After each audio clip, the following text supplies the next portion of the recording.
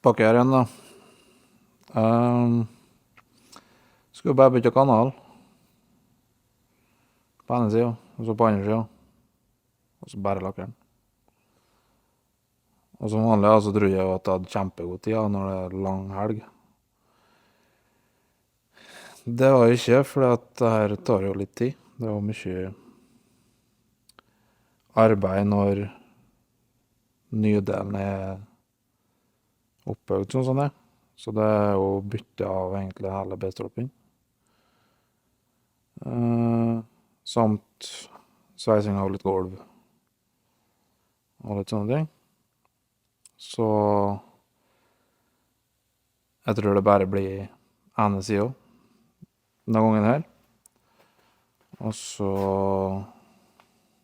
får jeg se når jeg er hjemme igjen fra en liten tur neste uke, så hvor langt vi kommer påfølgende helgen. Men ja, der er det en ny original kanal fra BMW, som jeg kjøpte den hvite 3.6 for noen år siden.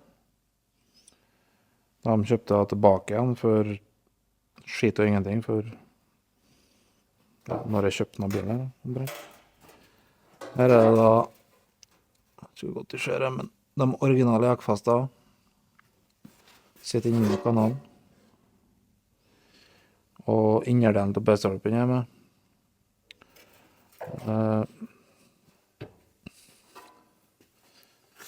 Nå har jeg jo en kanal og liggende, så jeg kan gå og hente den, så kan jeg sammenligne.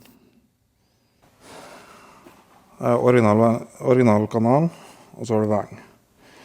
Nå er riktig nok utskapene og biter til den her, for at det har juksa litt her tidligere. Men ser på kvaliteten her da. Det er jo helt forferdelig. Det her har jo kommet til å ta det evighet og gjort bra. Og hvis jeg skulle ha brukt den her, så har jeg sikkert kommet til å skjøte den her. Men når jeg ser testene på jakkfester, så er det mye finere enn det er originalt. Når bilen her skal ikke ha sideskjørt, så er det veldig fint med originalt. Men er det noe til jakkfestet skal til? Er det noe plate og punni? Så jeg betalte det samme for 2 sånne nå, som 2 sånne kostet. Så valget var rimelig enkelt.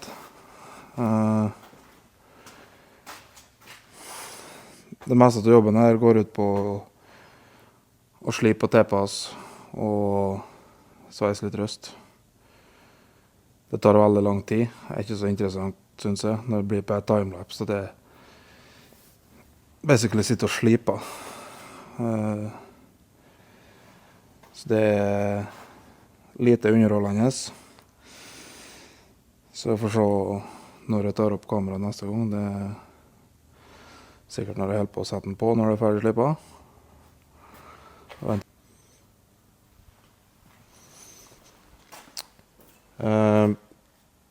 Da tilpasset nesten alt. Jeg har hengt på døren, skrudd fast kanalen sånn holder seg på rett plass. Og dørglippene er fine og alt. Har jeg noe kapp ut her, sånn at jeg får av den originalbiten som er under der. Så den kommer innåt der den skal der. Her har jeg gjort det.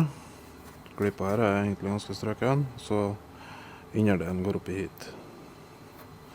Sånn at det ikke overlapper der. Her så en sveiser litt her, der, og så en 3-4 punkt borti den her. Og mer er det faktisk ikke så hele kanalen. Eller jakkfeste og den biten der.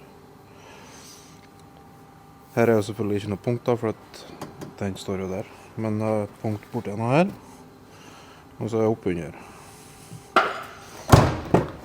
Og så her også må jeg ta bort den delen. Under her, den går helt ned hit nå. Så kommer den helt på rett plass. Bakskjermen er utenpå. Så den måtte jeg da dele skjæret av. Så den må jeg jo sveise på igjen etterpå. Og så må jeg sveise litt der. Og så må jeg slippe spakel, ordne alt annet. Bilen her skal jo ha bredding og planer. Nå har Vegvesenet kommet på det at det må søkes om, for at de skal vurdere styrken i karosseriet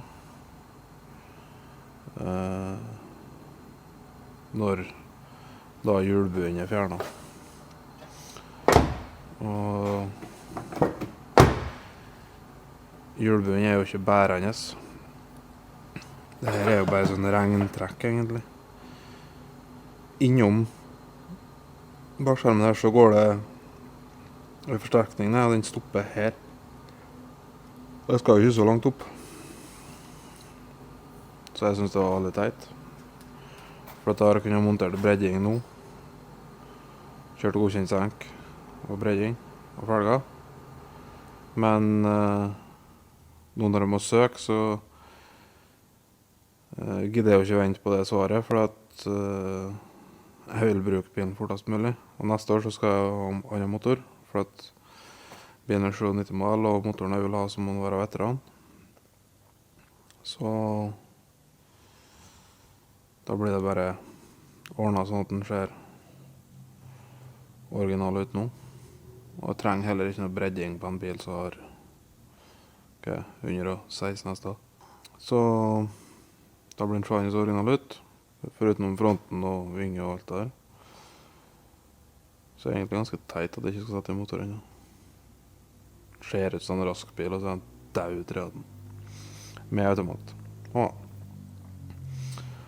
Høyt av døren igjen, og så få til de 2 siste bitene. Begynne å forberede til sveising. Få på den her og den der før jeg gir meg òg. Så hvis det går litt fort, så kan jeg spakle og skjøte den og fikse den flekken der før jeg tar kvelden.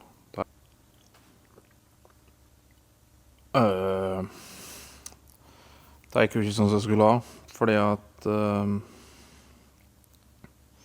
jeg skulle jo filme hele den prosessen her. Men så tenkte jeg at nå må jeg huske på film, så ikke jeg hentet lim.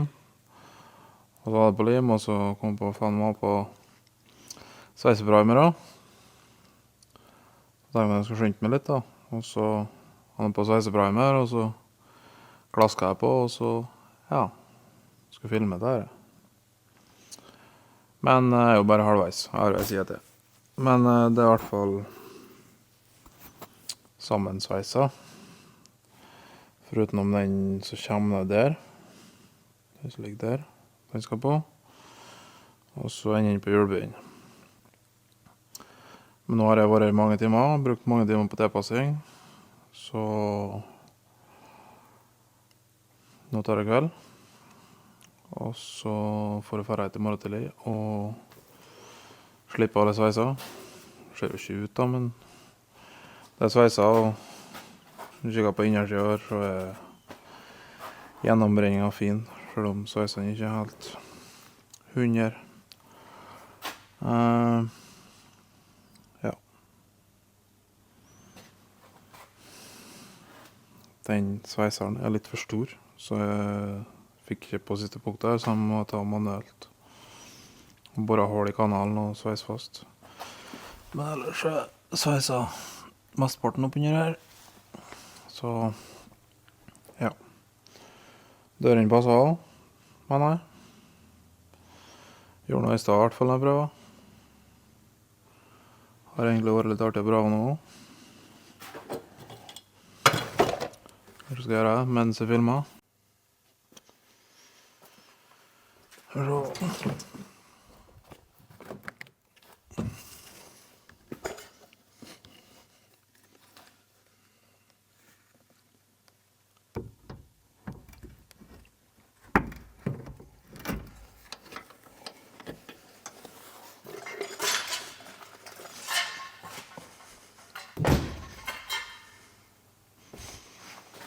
Ikke noe igjen.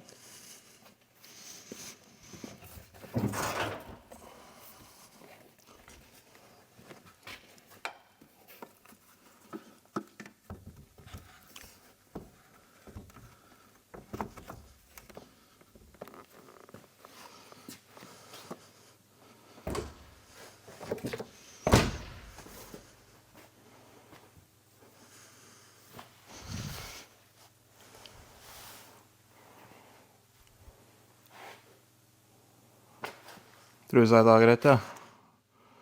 Det er greit det der, ja. Det er hjulbunder igjen. Så er det bra nok. Det er litt tight der da, men det er ikke noe... Det er jo ikke... Ja. Jeg tror vi ser bra nok, ja. Og det er kveld. Så får jeg begynne på igjen i morgen tidlig. Se hva det er. Hæ? Ja. Som det da ser da, så glemte jeg til å filme resten fra den søndagen som jeg holdt på. Bilen var ikke i lakkboksen, ikke grunnet, og ja. Kanalen er helt ferdig sveisa. Hjulbunnen er ferdig sveisa, den forsterkningen der er ferdig sveisa. Alt er styret og ordnet, struktur i gulvet. Skal legge nye asfaltmatter en dag. Og har også begynt å spakle. Men lenger kommer jeg ikke. Før jeg får bort.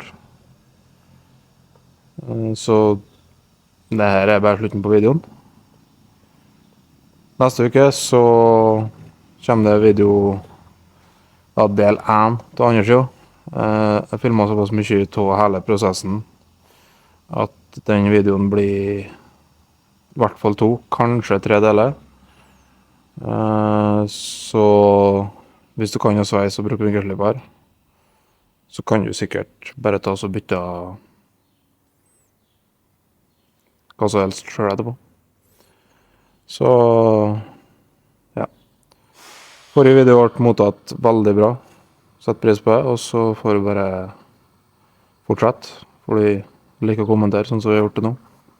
Har vi noe på neste?